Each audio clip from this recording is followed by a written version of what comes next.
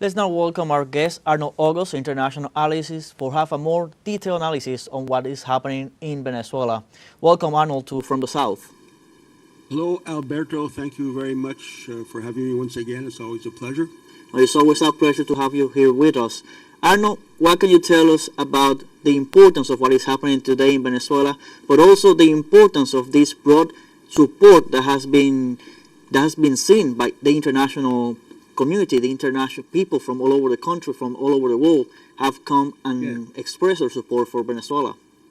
Well, let's start with the domestic portion. I think that it's very important what has happened since the initial threat was made public.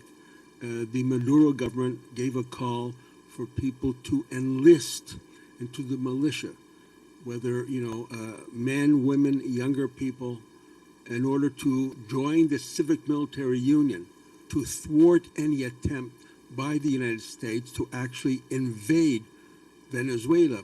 Now, I don't want to be overly optimistic, but I think already one could say, because of this domestic show of force and unity by the revolutionary Venezuelan people, I think that the attempt by Trump has already backfired. I mean, they will never admit it, but they're looking at the news. They know, whether they like it or not, that the people are responding massively to the call to enlist in order to fight against the U.S. Aggression. And internationally, I think it's also very encouraging. I think it goes side by side. It's encouraging for us, domestically as well as internationally. I just saw on the teleSUR, I think it was last night, a very good report, teleSUR English, based on the letter from President Maduro to the United Nations Secretary General, Gutierrez. And there was a response, a very nice response, as usual, by the Russian Foreign Ministry spokesperson, who responded saying, we fully agree with what that letter has to say. And she also acknowledged the importance of the decision by the Caribbean and Latin American countries to declare that whole area a zone of peace. So this is what happened internationally. I'd like to add one more point internationally, perhaps people are not thinking about it. I think it's important. I think the United States, with all their think tanks and all their strategy and experts and all that, they did not, when they started this campaign a few days ago, they did not think ahead of time. That is, on September 3rd, just in a few days' time, there'll be a massive demonstration in the streets, parade, military parade in Beijing, China, based on the anniversary of the defeat of Japan.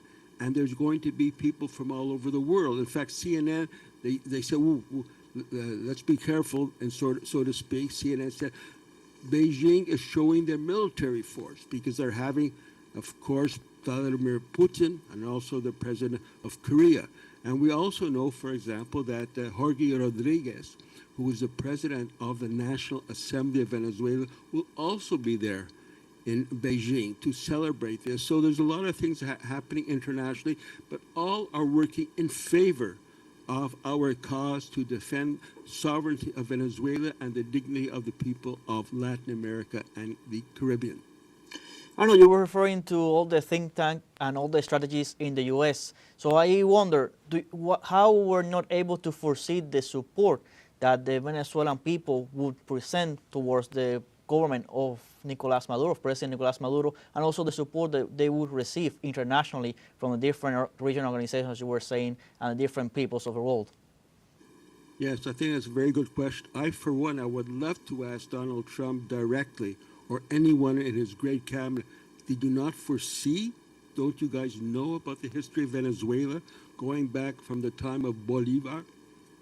And did you not foresee that there will be resistance? You should know about it.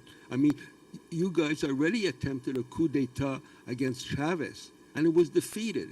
They only lasted 72 hours. And here we are, many years later, you're trying it again?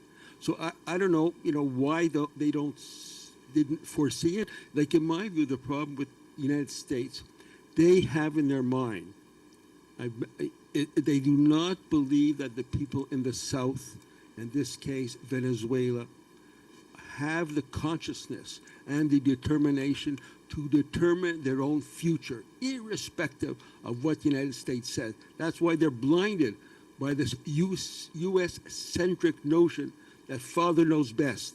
You know, U.S. is going to come to the aid of Venezuela, supposedly against narco traffic and all that. You know, so they just, it doesn't enter in their thick mind that the people in the South, in this case Venezuela, can reason for themselves, can make rational decisions. When the government calls for them to enlist, they can get in line and enlist. They cannot fathom the role of the people of the South being the authors of their own destiny.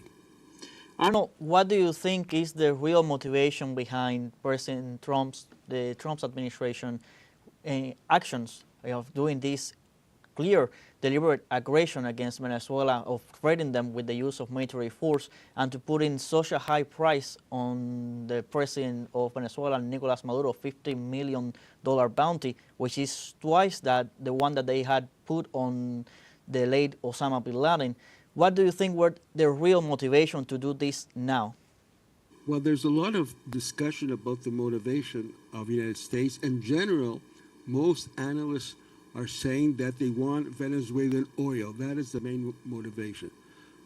You know, obviously this is the case, but in my view, my humble view, it is not the only reason.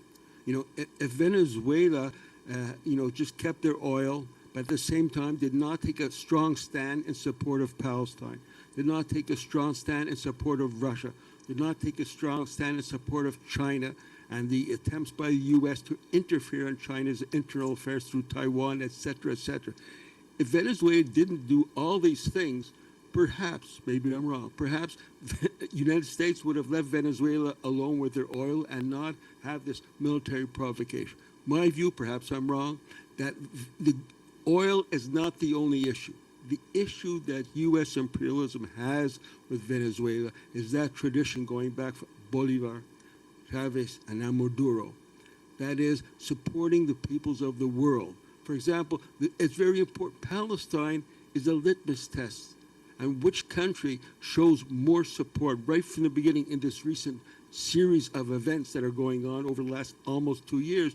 It's Venezuela, and President Maduro did not have any fear but to speak out very boldly in support of Palestine against the United States and Israel, as well as on the issue of Ukraine, openly saying that this whole conflict there was provoked by the United States and NATO, and Russia has every right to defend itself. Same thing with regards to China. Same thing with regards to Iran.